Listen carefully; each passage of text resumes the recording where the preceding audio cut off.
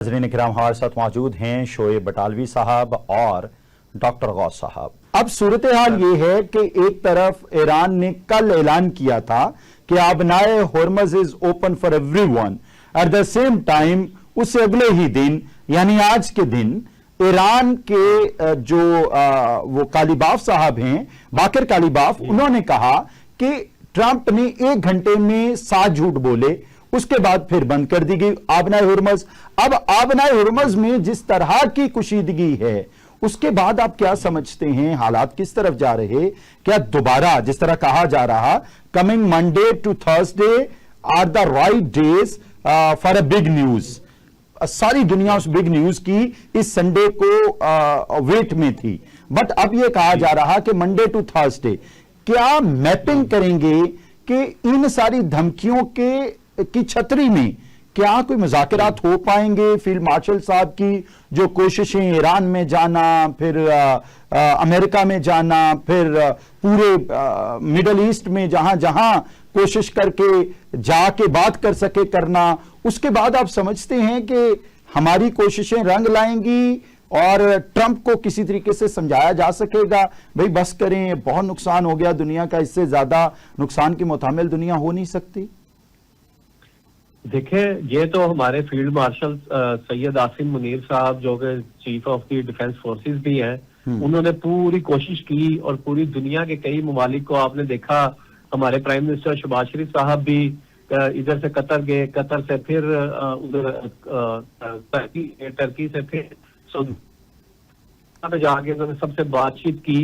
असल में दुनिया में 2 मुल्क जो है ना, जो शैतानी ताकतें हैं, जो शैतानी है, वो इसराइल और इंडिया है। ये दोनों कंट्रीज से बर्दाश्त ही नहीं हो पा रहा कि दुनिया में अमन क्यों कायम होने जा रहा है।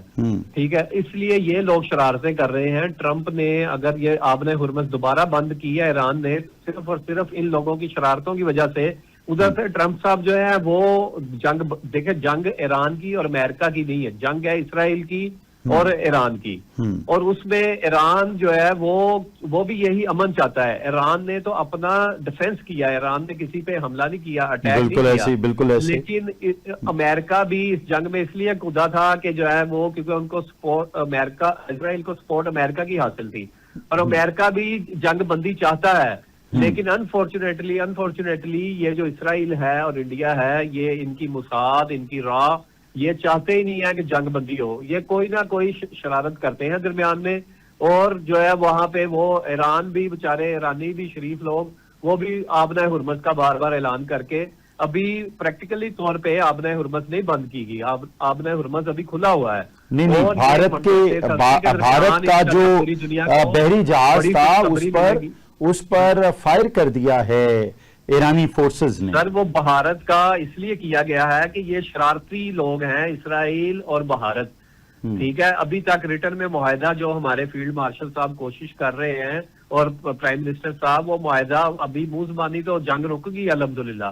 ईरान ने तो हमारे फील्ड मार्शल साहब देखे ना, इतने जंग में जहां पे ईरान की तरफ कोई दुनिया का लीडर, कोई बंदा जो है वो मूव नहीं कर रहा था, तो हमारे फील्ड मार्शल साहब की आप बहादुरी और दलेरी देखें कि इतने दुनिया में दुश्मन होने के बावजूद जंग स्पेस में जाके उन्होंने वार जोन में जाके दुनिया को मैसेज दिया यूनिफॉर्म में कि हम जो है अमन चाहते हैं और हम अमन के लिए आए हैं। और ईरान ने भी उनके अल्फाज की कदर की, फील्ड मार्शल साहब की और हमारे प्राइम मिनिस्टर साहब की नीयत में कोई शक नहीं है। ये पूरी कोशिश कर रहे हैं कि दुनिया में अमन कायम हो जाए। और अल्हम्दुलिल्लाह अभी तक उन्होंने लिब्रान में कल जैसे जंगबंदी करवा के और ईरान और अमेरिका की जंगबंदी करवा के काफी किरदार अदा किया। 70-80% तक जो है जंगें बंद हो चुकी हैं। सिर्फ 20% ये रह गया, आपने हुर्मज का मामला रह गया, ये भी अभी इंशाल्लाह देखिए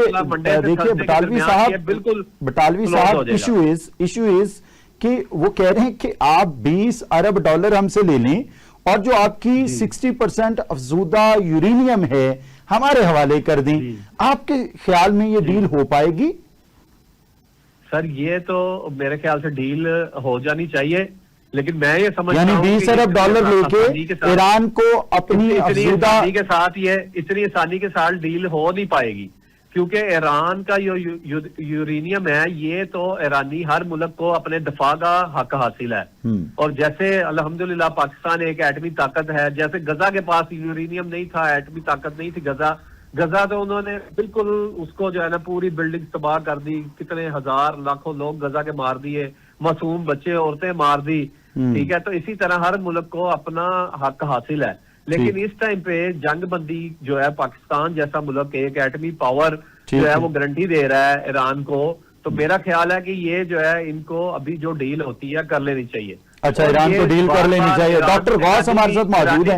मैं ये समझता हूँ कि ईरानी भी जो है वो शोर मचा के यूरेनियम और एटमी वो जो है ना कर रहे हैं। इनको चाहिए था खामोशी से अंडर कवर रह के अपना काम करते रहते, दुनिया को ना मैसेज देते। डॉक्टर साहब